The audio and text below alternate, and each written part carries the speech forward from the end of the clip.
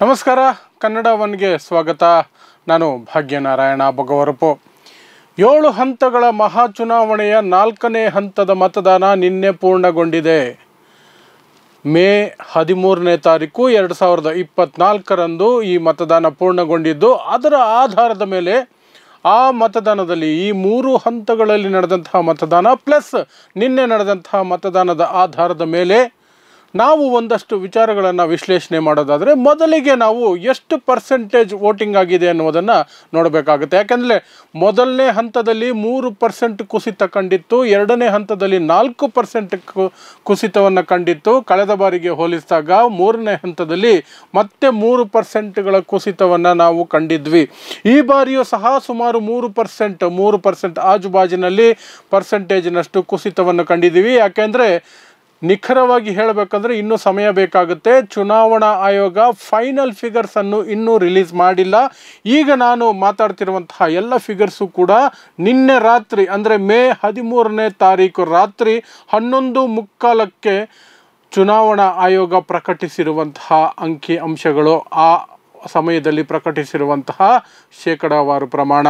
So ನಿನ್ನೆ ಮುಖ್ಯವಾಗಿ ನಡೆದಂತಹ ಚುನಾವಣೆಗಳು ಯಾವ ರಾಜ್ಯದ್ದು ಅನ್ನೋದಕ್ಕೆ ಬರೋದಕ್ಕಿಂತ ಮೊದಲು, ನಿನ್ನೆ ಸುಮಾರು 10 ರಾಜ್ಯಗಳು ಮತ್ತು ಕೇಂದ್ರಾಡಳಿತ ಪ್ರದೇಶಗಳ 96 ಲೋಕಸಭಾ ಕ್ಷೇತ್ರಗಳಿಗೆ ನಿನ್ನೆ ಮತದಾನ ಆಗಿತ್ತು. ಅದರಲ್ಲಿ ಬಹು ಮುಖ್ಯವಾದಂಥದ್ದು ಆಂಧ್ರ ಪ್ರದೇಶ, ತೆಲಂಗಾಣ, ಉತ್ತರ ಪ್ರದೇಶ, ವೆಸ್ಟ್ ಬೆಂಗಾಲ್ ಮತ್ತು ಮಹಾರಾಷ್ಟ್ರ. ಈ ಒಂದು ರಾಜ್ಯಗಳು ದೊಡ್ಡ ರಾಜ್ಯಗಳು ಮತ್ತು ಅಲ್ಲಿನ ಫಲಿತಾಂಶಗಳೇ ಇಡೀ ದೇಶದ ಮೇಲೆ ದೊಡ್ಡ ಮಟ್ಟದಲ್ಲಿ ಪರಿಣಾಮ ಬೀರುವಂತಹದ್ದು 4ನೇ ಹಂತದ ಮತದಾನದ ಹಿನ್ನೆಲೆಯಲ್ಲಿ ನೋಡಿದಾಗ. ನಿನ್ನೆ ಆಂಧ್ರ ಪ್ರದೇಶದಲ್ಲಿ 25 ಸೀಟುಗಳಿಗೆ ಮತದಾನ ನಡೆಯಿತು. ಇದು ಒಂದೇ ಫೇಸಲ್ಲಿ ಆಂಧ್ರದಲ್ಲಿ ಎಂಟೈರ್ ಸ್ಟೇಟ್ಗೆ ಮತದಾನ ನಡೆದಿರುವಂತಹದ್ದು. ಇಲ್ಲಿ ಕೇವಲ ಲೋಕಸಭಾ ಚುನಾವಣೆಗಳು ಮಾತ್ರ ಅಲ್ಲ, ಅದರ ಜೊತೆಗೇನೆ 175 ಕ್ಷೇತ್ರಗಳಿರುವಂತಹ ವಿಧಾನಸಭೆಗೂ ಕೂಡ ನಿನ್ನೆಯೇ ಒಂದೇ ಹಂತದಲ್ಲಿ ಮತದಾನ ಮುಗಿದಿದೆ. ಅದರ ಜೊತೆಗೆ ತೆಲಂಗಾಣದಲ್ಲಿಯೂ ಕೂಡ ಒಂದೇ ಹಂತದಲ್ಲಿ 17 ಕ್ಷೇತ್ರಗಳಿಗೆ, ಲೋಕಸಭಾ ಕ್ಷೇತ್ರಗಳು ಇರೋದು 17, ಆ 17 ಕ್ಷೇತ್ರಗಳಿಗೆ ನಿನ್ನೆ ತೆಲಂಗಾಣದಲ್ಲಿ ಚುನಾವಣೆ ಮುಗಿದಿದೆ. ಆಂಧ್ರ ಪ್ರದೇಶದಲ್ಲಿ 25 ಸೀಟುಗಳ ಮತದಾನವನ್ನು ನೋಡಿದಾಗ ಅಲ್ಲಿ 76.5%ನಷ್ಟು ಮತದಾನ ನಡೆದಿದೆ. ಇದು ಹೈಯರ್ ಎಂಡಲ್ಲಿ ನೋಡ್ಬೋದು. ಯಾಕೆಂದರೆ ಕಳೆದ 3 ಹಂತಗಳನ್ನು ನೋಡಿದಾಗ 67-68%ಗಳಷ್ಟು ನೋಡ್ತಾ ಇದ್ವಿ. ಆದರೆ ಈ ಒಂದು ಆಂಧ್ರ ಪ್ರದೇಶದಲ್ಲಿ ನೋಡಿದಾಗ ದೊಡ್ಡ ಮಟ್ಟದಲ್ಲಿ ಅಲ್ಲಿ ಮತದಾನ ನಡೆದಿರುವಂತಹದ್ದು ನಮಗೆ ಸ್ಪಷ್ಟವಾಗಿ ಅರ್ಥ ಆಗುತ್ತೆ. ಜೊತೆಗೆ ತೆಲಂಗಾಣದಲ್ಲಿ 17 ಕ್ಷೇತ್ರಗಳಲ್ಲಿ ನಡೆದಂತಹ ಚುನಾವಣೆಯಲ್ಲಿ 64.14%ನಷ್ಟು ಮತದಾನ ನಡೆದಿರೋದು ನಮಗೆ ಇಲ್ಲಿ ಕಂಡು ಬರುತ್ತೆ. ಇದು ಕಳೆದ ಬಾರಿಗೆ ಹೋಲಿಸಿದರೆ 3-4%ನಷ್ಟು ಕುಸಿತವನ್ನು ನಾವು ಗಮನಿಸಬಹುದು. ಸೊ ಇನ್ನು ಅತಿ ದೊಡ್ಡ ರಾಜ್ಯಗಳು ಅಂತ ಪರಿಗಣಿಸಬಹುದಾದಂಥ ಬಿಹಾರ್ನಲ್ಲಿ 5 ಕ್ಷೇತ್ರಗಳಿಗೆ ನಿನ್ನೆ ಮತದಾನ ನಡೀತು. ಅಲ್ಲಿ 57% ಮತದಾನ ಆಗಿದೆ. ಅದರ ಜೊತೆಗೆ ಮಧ್ಯಪ್ರದೇಶದಲ್ಲಿ 8 ಕ್ಷೇತ್ರಗಳಿಗೆ 70.98% ಅಲ್ಲಿ ಮತದಾನ ಆಗಿದೆ. ಬಹು ಮುಖ್ಯವಾದಂತಹ ದೇಶದಲ್ಲಿಯೇ ಅತ್ಯಂತ ಹೆಚ್ಚು ಸೀಟು ಹೊಂದಿರುವಂತಹ ರಾಜ್ಯಗಳ ಪೈಕಿ 2ನೇ ಅತಿ ದೊಡ್ಡ ರಾಜ್ಯ, 48 ಲೋಕಸಭಾ ಕ್ಷೇತ್ರಗಳನ್ನು ಹೊಂದಿರುವಂತಹ ಮಹಾರಾಷ್ಟ್ರದಲ್ಲಿ 11 ಕ್ಷೇತ್ರಗಳಿಗೆ ನಿನ್ನೆ ಮತದಾನ ನಡೆಯಿತು. ಅಲ್ಲಿ 59.64% ಮಾತ್ರ ಮತದಾನ ಆಗಿದೆ, 60% ಕೂಡ ಮತದಾನ ಆಗಿಲ್ಲ. ಅದರ ನಂತರ ದೊಡ್ಡ ರಾಜ್ಯ ಬರುವಂತಹದ್ದು ಉತ್ತರ ಪ್ರದೇಶದ 13 ಕ್ಷೇತ್ರಗಳಿಗೆ ನಿನ್ನೆ ಮತದಾನ ಆಯಿತು. ಆ 13 ಕ್ಷೇತ್ರಗಳಲ್ಲಿ ಕೇವಲ 58.05% ಮಾತ್ರ ಮತದಾನ ಆಗಿದೆ. ಆನಂತರ ಬಹುದೊಡ್ಡ ರಾಜ್ಯ ಅಂತ ಪರಿಗಣಿಸಬಹುದಾದಂತಹ ಮತ್ತು ದೇಶದಲ್ಲಿಯೇ ಅತಿ ಹೆಚ್ಚು ಸಂಸದರನ್ನು ಆಯ್ಕೆ ಮಾಡುವ ಪಟ್ಟಿಯಲ್ಲಿ 3ನೇ ಸ್ಥಾನದಲ್ಲಿರುವಂತಹ ವೆಸ್ಟ್ ಬೆಂಗಾಲ್, ಅಲ್ಲಿ 42 ಕ್ಷೇತ್ರಗಳಿದ್ದಾವೆ. 42 ಕ್ಷೇತ್ರಗಳ ಪೈಕಿ ನಿನ್ನೆ ಅಲ್ಲಿ 8 ಕ್ಷೇತ್ರಗಳಿಗೆ ಮತದಾನ ಆಗಿತ್ತು. ಆ 8 ಕ್ಷೇತ್ರಗಳಲ್ಲಿ 78.37% ಮತದಾನ ನಿನ್ನೆ ವೆಸ್ಟ್ ಬೆಂಗಾಲ್ನಲ್ಲಿ, ಪಶ್ಚಿಮ ಬಂಗಾಳದಲ್ಲಿ ಆಗಿದೆ. ಮಮತಾ ಬ್ಯಾನರ್ಜಿಯವರ ಮುಖ್ಯಮಂತ್ರಿಯಾಗಿರುವಂತಹ ಪಶ್ಚಿಮ ಬಂಗಾಳದಲ್ಲಿ 78.37% ಮತದಾನ ಆಗಿದೆ. ಸೊ ಈ ಮತದಾನದ ಅಂಕಿ ಅಂಶಗಳ ಆಧಾರದ ಮೇಲೆ ನಾನು ಮೊದಲನೇ ಹಂತದಿಂದಲೂ ಕೂಡ ಹೇಳಿಕೊಂಡು ಬಂದಿರುವಂತೆ, ಕೆಲವು ರಾಜ್ಯಗಳಲ್ಲಿ ಹೆಚ್ಚಿನ ಮತದಾನ ಆದರೆ ಅಲ್ಲಿ BJPಗೆ ಲಾಭ ಉಂಟು, ಕೆಲವು ಕ್ಷೇತ್ರಗಳಲ್ಲಿ ಅಥವಾ ಕೆಲವು ರಾಜ್ಯಗಳಲ್ಲಿ ಹೆಚ್ಚಿನ ಮತದಾನ, ಆದರೆ ಅದು BJPಗೆ ಪೆಟ್ಟು ಕೊಡುತ್ತೆ ಅನ್ನುವಂಥದ್ದು. ಇಲ್ಲಿ ಆಂಧ್ರ ಪ್ರದೇಶ, ತೆಲಂಗಾಣ ಮತ್ತು ಮಧ್ಯಪ್ರದೇಶ ಜೊತೆಗೇನೆ ಇಲ್ಲಿ ಮಹಾರಾಷ್ಟ್ರದಲ್ಲಿ ನಡೆದಿರುವಂತಹ ವೋಟಿಂಗ್ ಏನಿದೆ ಅದನ್ನು ಗಮನಿಸೋದಾದರೆ ಆಂಧ್ರ ಪ್ರದೇಶದಲ್ಲಿ ಹೆಚ್ಚಿನ ಮತದಾನ ಆಗಿದೆ. ಅದು BJPಗೆ ಹಿನ್ನಡೆಯ ಸಂಕೇತವಾಗುತ್ತೆ. ಯಾಕೆಂದರೆ ಅಲ್ಲಿ BJPಯ ಪ್ರೆಸೆನ್ಸ್ ಇರುವಂತಹದ್ದೇ ತುಂಬ ಕಡಿಮೆ. ಅಂಥದ್ರಲ್ಲಿ TDP ಜೊತೆ ಮತ್ತು ಪವನ್ ಕಲ್ಯಾಣ್ ಅವರ ಜನಸೇನೆಯ ಜೊತೆ ಅಲ್ಲಿ ಮೈತ್ರಿಯನ್ನು ಮಾಡಿಕೊಂಡಿದೆ BJP. ಸೊ ಅಲ್ಲಿ ಸಣ್ಣ ಪಾರ್ಟಿ ರೀತಿಯಲ್ಲಿ ಅಲ್ಲಿ ಸ್ಪರ್ಧೆ ಮಾಡ್ತಿದೆ.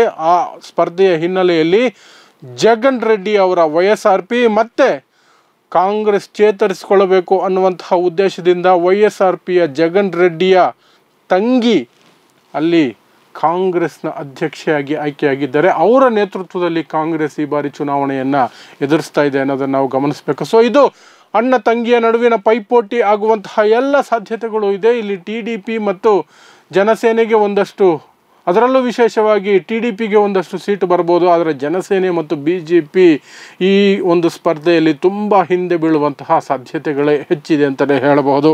ಇನ್ನು ತೆಲಂಗಾಣದಲ್ಲಿ ಇತ್ತೀಚೆಗೆ ತಾನೇ ಕಾಂಗ್ರೆಸ್ ವಿಧಾನಸಭಾ ಚುನಾವಣೆಗಳನ್ನು ಲ್ಯಾಂಡ್ ಸ್ಲೈಡ್ ರೀತಿಯಲ್ಲಿ ಅಲ್ಲಿ ಗೆಲುವನ್ನು ಸಾಧಿಸಿಕೊಂಡಿತ್ತು. ಕಾಂಗ್ರೆಸ್ ಒಂದು ರೀತಿಯಾಗಿ ಬೂದಿಯಿಂದ ಎದ್ದು ಬಂದಂತೆ ಅಲ್ಲಿ ಗೆಲುವನ್ನು ಸಾಧಿಸಿಕೊಂಡಿತ್ತು. ರೇವಂತ್ ರೆಡ್ಡಿ ಅವರು ಮುಖ್ಯಮಂತ್ರಿ ಆಗಿದ್ದಾರೆ. ಅಲ್ಲಿಯೂ ಕೂಡ ಕರ್ನಾಟಕದ ಹಾಗೆ ಗ್ಯಾರಂಟಿಗಳು ಜಾರಿಯಾಗಿದ್ದಾವೆ. ಆ ಗ್ಯಾರಂಟಿಗಳ ಪರೀಕ್ಷೆ ಈ ಬಾರಿ ನಡೆಯುತ್ತೆ. ಜೊತೆಗೆ ಕಾಂಗ್ರೆಸ್ ಅಲ್ಲಿ ಸಾಕಷ್ಟು ಚೇತರಿಸ್ಕೊಂಡಿದೆ. ಕಾಂಗ್ರೆಸ್ ಸರ್ಕಾರ ಇದೆ. ರೇವಂತ್ ರೆಡ್ಡಿ ಪಾಪ್ಯುಲಾರಿಟಿ ಇನ್ನೂ ಹಾಗೆ ಇರುತ್ತೆ. ಯಾಕೆಂದರೆ 6 ತಿಂಗಳು ಕೂಡ ಕಳೆದಿಲ್ಲ ಅವರು ಮುಖ್ಯಮಂತ್ರಿಯಾಗಿ. ಸೊ ಅಲ್ಲಿ ಟಕ್ಕರ್ ದೊಡ್ಡ ಮಟ್ಟದಲ್ಲಿರುವಂತಹ ಸಾಧ್ಯತೆ ಇದೆ. ಈ ಹಿನ್ನೆಲೆಯಲ್ಲಿ ಅಲ್ಲಿ 17ರಲ್ಲಿ 12-13 ಸೀಟು ಈಸಿಯಾಗಿ ಕಾಂಗ್ರೆಸ್ ಗೆಲ್ಲುತ್ತೆ ಅನ್ನುವಂತಹದ್ದು ವಿಶ್ಲೇಷಕರ ಅನುಮಾನಗಳು.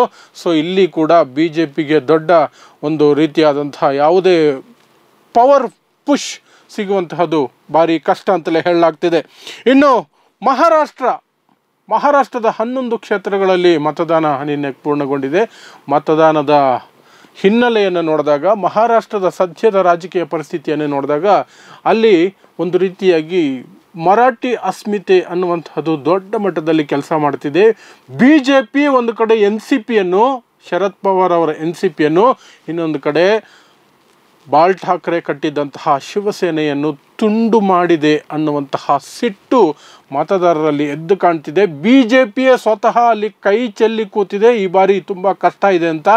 ಆ ಹಿನ್ನೆಲೆಯಲ್ಲಿ ಮುಸ್ಲಿಂ ಮತದಾರರು ಕೂಡ ಶಿವಸೇನೆ ಕಡೆ ಹೋಗ್ತಿದ್ದಾರೆ. ಅಂದರೆ ಇಂಡಿಯಾ ಒಕ್ಕೂಟಕ್ಕೆ ಸೇರಿದೆ ಶಿವಸೇನೆ ಅನ್ನುವಂಥ ಕಾರಣಕ್ಕಾಗಿ ಶಿವಸೇನೆಗೆ ಮುಸ್ಲಿಂ ಮತದಾರರು ಕೂಡ ಓಟ್ ಹಾಕುವಂಥದ್ದನ್ನು ನಾವು ಒಂದಷ್ಟು ಸಂದರ್ಶನಗಳಲ್ಲಿ, ಒಂದಷ್ಟು ಸರ್ವೆಗಳಲ್ಲಿ ಕಂಡಿದ್ದೀವಿ. ಸೊ ಈ ಬಾರಿ ಮಹಾರಾಷ್ಟ್ರದಲ್ಲಿ BJP ಸಾಕಷ್ಟು ಸೀಟುಗಳನ್ನು ಕಳೆದುಕೊಳ್ಳೋದಕ್ಕೆ ಸಾಧ್ಯತೆ ಇದೆ ಅಂತ ಹೇಳಲಾಗ್ತಿದೆ.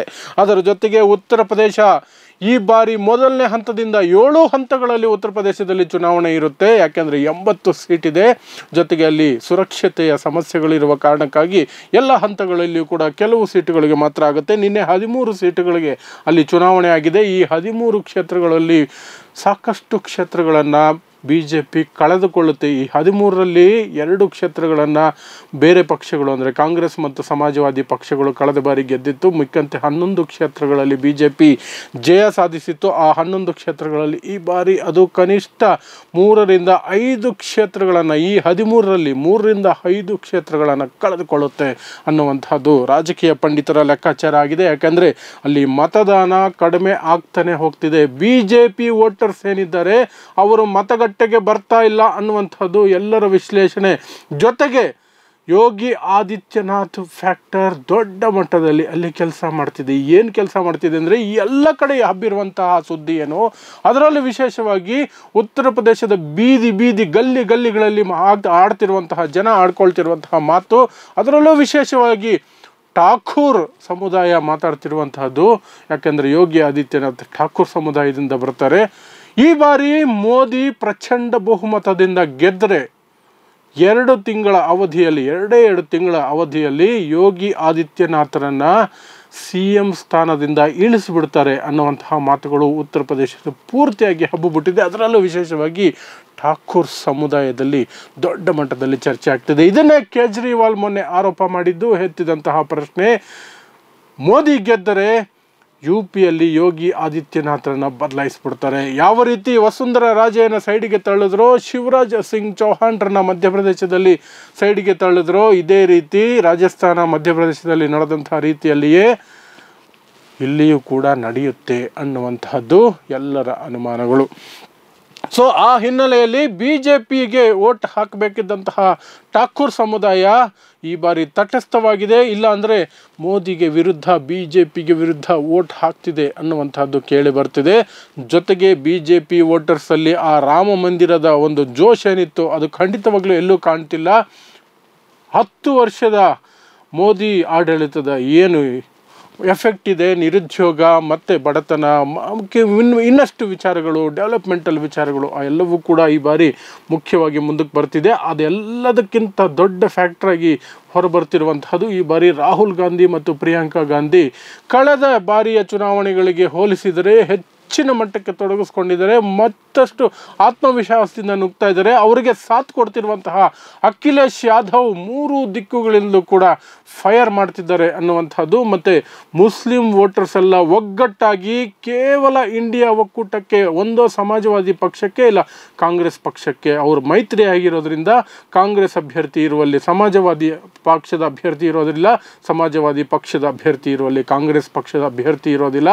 ಮಾಯಾವತಿಗೆ ಮುಸ್ಲಿಮ್ಸ್ ವೋಟ್ ಹಾಕೋದಕ್ಕೆ ಹೋಗ್ತಿಲ್ಲ. ಮತ್ತು ದಲಿತರಲ್ಲಿಯೂ ಕೂಡ BSPಯ ದಲಿತರು ಕೂಡ ಈ ಬಾರಿ ಅಖಿಲೇಶ್ ಯಾದವ್ ಅಥವಾ ಕಾಂಗ್ರೆಸ್ ಕಡೆ ವಾಲಿರೋದಕ್ಕೆ ಎಲ್ಲ ಸೂಚನೆಗಳು ನಮಗೆ ಸಿಗ್ತಾ ಇದೆ. ಇನ್ನು ವೆಸ್ಟ್ ಬೆಂಗಾಲ್ ಇಲ್ಲಿ ಏನು ನಡೀತಿದೆ ಅನ್ನೋದ್ರ ಬಗ್ಗೆ ಯಾರಿಗೂ ಕೂಡ ಯಾವುದೇ ಲೆಕ್ಕಾಚಾರ ಹಾಕೋದಕ್ಕೆ ಸಾಧ್ಯತೆ ಆಗ್ತಿಲ್ಲ. ಅರ್ಧ ವಿಶ್ಲೇಷಣೆಗಳ ಪ್ರಕಾರ ಇಲ್ಲಿ BJP ಮುನ್ನಡೆಯನ್ನು ಸಾಧಿಸ್ತಾ ಇದೆ. ಒಂದಷ್ಟು ಜನರ ಪ್ರಕಾರ ಇಲ್ಲಿ BJP ಹಿನ್ನಡೆಯನ್ನು ಸಾಧಿಸ್ತಾ ಇದೆ. ಹೆಚ್ಚಿನ ಮಟ್ಟದ ಜನ ಹೇಳ್ತಿರುವಂತಹದ್ದು ನೆಕ್ ಟು ನೆಕ್ ಫೈಟ್ ಇದೆ, 50-50 ಆಗುವಂತಹ ಚಾನ್ಸಸ್ ಇದೆ. ಕಳೆದ ಬಾರಿ BJP 18 ಕ್ಷೇತ್ರಗಳನ್ನು ಗೆದ್ದಿತ್ತು 42ರಲ್ಲಿ. ಈ ಬಾರಿ ಅದು ಹೆಚ್ಚಿಸಿಕೊಳ್ಳಬಹುದು ಅಥವಾ ಕಡಿಮೆನೂ ಆಗಬಹುದು ಅಥವಾ ಅಷ್ಟೇ ಉಳಿಸಿಕೊಳ್ಳಬಹುದು. ಈ ರೀತಿಯಾದಂತಹ ಯಾವುದೇ ರೀತಿಯಾದಂತಹ ನಿಖರವಾದ ಡಿಸಿಷನ್ ಮೇಕಿಂಗ್ಗೆ ಬರೋದಕ್ಕೆ ವೆಸ್ಟ್ ಬೆಂಗಾಲ್ ಅವಕಾಶವನ್ನೇ ಕೊಡ್ತಾ ಇಲ್ಲ. ಯಾಕೆಂದರೆ ಯಾವ ಓಟುಗಳು ಮಮತಾ ಬ್ಯಾನರ್ಜಿ ವಿರುದ್ಧದ ಓಟುಗಳು BJPಗೆ ಹೋಗ್ತಿದೆಯಾ ಅಥವಾ ಇಂಡಿಯಾ ಒಕ್ಕೂಟ ಅಂದರೆ ಕಾಂಗ್ರೆಸ್ ಅಥವಾ ಕಮ್ಯುನಿಸ್ಟ್ಗೆ ಹೋಗ್ತಿದೆಯಾ ಅನ್ನುವಂಥದ್ದನ್ನು ಆ ನಾಡಿ ಮಿಡಿತವನ್ನು ಹಿಡಿಯೋದಕ್ಕೆ ಯಾರಿಗೂ ಸಾಧ್ಯ ಆಗ್ತಿಲ್ಲ. ಸರ್, ಒಟ್ಟಾರೆಯಾಗಿ 96 ಕ್ಷೇತ್ರಗಳನ್ನು ಪರಿಗಣಿಸಿದ್ರೆ ಅಲ್ಲಿ 67.25% ಮತದಾನ ಆಗಿದೆ.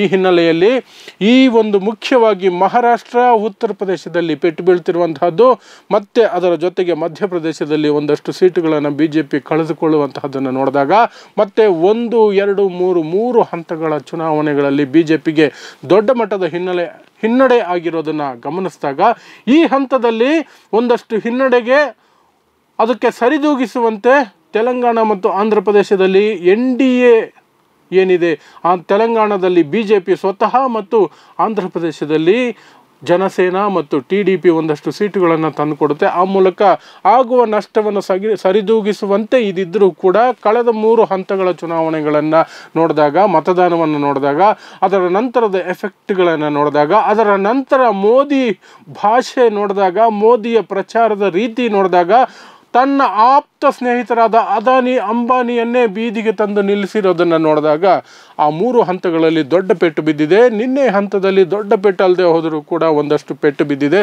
ಸೊ ಇದನ್ನೆಲ್ಲವನ್ನು ನೋಡಿದ್ರೆ 400 ಪಾರ್ 400 ಸೀಟನ್ನು ದಾಟಿ ಹೋಗ್ತೀವಿ ಅನ್ನುವಂತಹ BJP ಮತ್ತು ಮೋದಿಯ ಕೂಗು ಸಂಪೂರ್ಣ ಸ್ತಬ್ಧ ಆಗಿ ಹೋಗುವುದನ್ನು ನಾವು ಮುಂದಿನ ದಿನಗಳಲ್ಲಿ ನೋಡಬಹುದು. ಅಂದರೆ ಈಗ BJP ಮತ್ತು NDA ಒಂದು ರೀತಿಯಾಗಿ ಮೋದಿ ಸಮೇತವಾಗಿ ICU ಸೇರ್ಕೊಳ್ತಿದೆ ಅನ್ನುವಂಥದ್ದನ್ನು ನಾವು ಹೇಳಬಹುದು.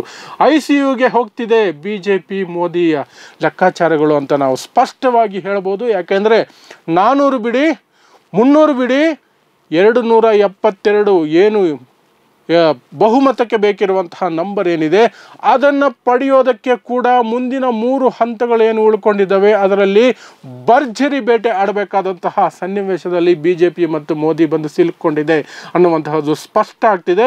ಹಾಗಾಗಿಯೇ ಬಿಹಾರದ ಪಾಟ್ನಾ ಸೀಟ್, ಯಾವ ಸೀಟ್ನಲ್ಲಿ BJP ಒಂದು ರೀತಿ ಭದ್ರಕೋಟೆಯೋ ಅಲ್ಲಿ ರೋಡ್ ಶೋ ಮಾಡಬೇಕಾದರೂ ಕೂಡ ನರೇಂದ್ರ ಮೋದಿ ಒಂಟಿಯಾಗಿ ಹೋಗಲಿಲ್ಲ. JDU ಅಧ್ಯಕ್ಷ ಮತ್ತು ಬಿಹಾರದ ಮುಖ್ಯಮಂತ್ರಿ NDA ಪಾರ್ಟ್ನರ್ ನಿತೀಶ್ ಕುಮಾರನ್ನ ಜೊತೆಯಲ್ಲಿ ಕರ್ಕೊಂಡು ರೋಡ್ ಶೋ ಮಾಡಬೇಕಾದಂತಹ ಅನಿವಾರ್ಯತೆಯನ್ನು ನೋಡ್ತಾ ಇದ್ದರೆ ನಾವು ಸ್ಪಷ್ಟವಾಗಿ ಹೇಳ್ಬೋದು, ಸದ್ಯಕ್ಕೆ ಪರಿಸ್ಥಿತಿ BJP ಮತ್ತು ಮೋದಿ ಅವರದ್ದು ತುಂಬ ಕ್ರಿಟಿಕಲ್ ಆಗಿದೆ, ICU ಸೇರಿಕೊಂಡಿದೆ ಅಂತ ಸ್ಪಷ್ಟವಾಗಿ ಹೇಳ್ಬೋದು ಅನ್ನೋದೇ 4ನೇ ಹಂತದ ಮತದಾನದ ನಂತರದ ಮುಖ್ಯಾಂಶ ಅಂತ ಹೇಳ್ತಾ ನಾನು ಮಾತನ್ನು ಮುಗಿಸ್ತೀನಿ. ನೋಡ್ತಾ ಇರಿ ಸಮಾಜಕ್ಕಾಗಿ ಕನ್ನಡ 1 ನ್ಯೂಸ್. ನಮಸ್ಕಾರ.